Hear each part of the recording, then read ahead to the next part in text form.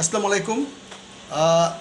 একটি খবর শুনে ভালো লাগলো, সেটা হচ্ছে যে এবার ঈদুল আজহা উপলক্ষে যেসব গার্মেন্টসগুলো শ্রমিকদের পারিশ্রমিক, বেতন, মজুরি, বোনাস যথাসময়ে প্রেরণ না করবে তাদেরকে জেল খাটতে হবে, এমন একটি কথা বলেছেন আহ, শ্রম ও কর্মসংস্থান এবং নৌপরিবহন উপদেষ্টা ডক্টর এম সাখাওয়াত হোসেন।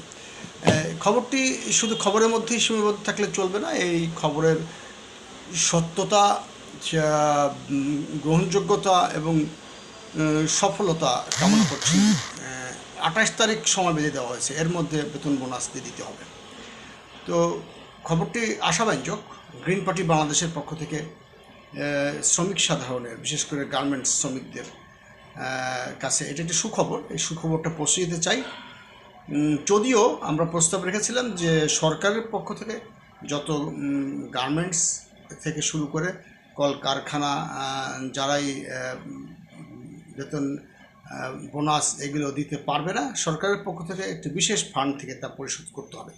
সরকার সেই ফান্ডগুলো ফ্যাক্টরির মালিকের কাছ থেকে আগে ভাগেই নিয়ে রাখতে পারেন, এটা একটা অন্যতম শর্ত হতে পারে।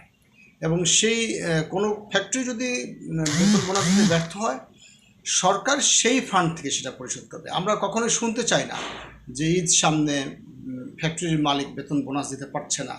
ফ্যাক্টরির মালিক বেতন বোনাস দিতে না পারলে এর দায় দায়িত্ব সরকার এভাবেই নেবেন যে তাদের কাছ থেকে অগ্রিম এই টাকা কেটে রাখবেন। এটি হচ্ছে ফ্যাক্টরি চালানোর নিয়ম হওয়া উচিত। আমি জানি না কেটে রাখেন কিনা এবং কেটে রাখলেও সেটা কোন খাতে ব্যবহার হয়, কিন্তু শ্রমিকদের আহাজারি আর শুনতে চাই না। বিশেষ করে গার্মেন্টস শ্রমিক, অন্যান্য যে সমস্ত ফ্যাক্টরির শ্রমিক, যারা সারা মাস হাড় ভাঙা পরিশ্রম করে, যারা কাজ করে এবং সময় মতো, বিশেষ করে ঈদের সামনে তারা বেতন বোনাস পায় না, তার জন্য মিছিল হয়, তার জন্য মানে মিটিং হয়, সভা হয়, মিটিং মিছিল সবই হলো, কান মেলে না, তবু এমনও শোনা যায় অনেক গার্মেন্টস ফ্যাক্টরির মালিক বিদেশে পালিয়ে যায় বা দেশে লুকায়িত থাকে। প্রশাসন তাদেরকে লুকিয়ে থাকতে সাহায্য করে অনেক ক্ষেত্রে, সেই অভিযোগও শুনি।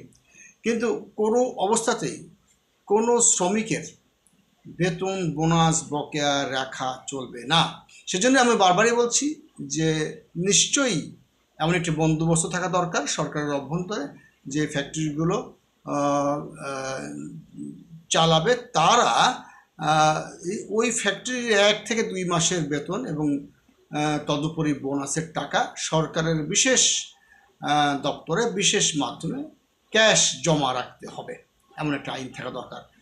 যদি সেই ফ্যাক্টরি কোনো কারণে পেমেন্ট না পায়, কোনো কারণে তারল্য সংকটে ভোগে, তাহলে সেই কর্মচারীদের বেতন বোনাস এর দায়িত্ব সরকার সেই ফান্ড থেকে কর্তন করে দিয়ে দেবে।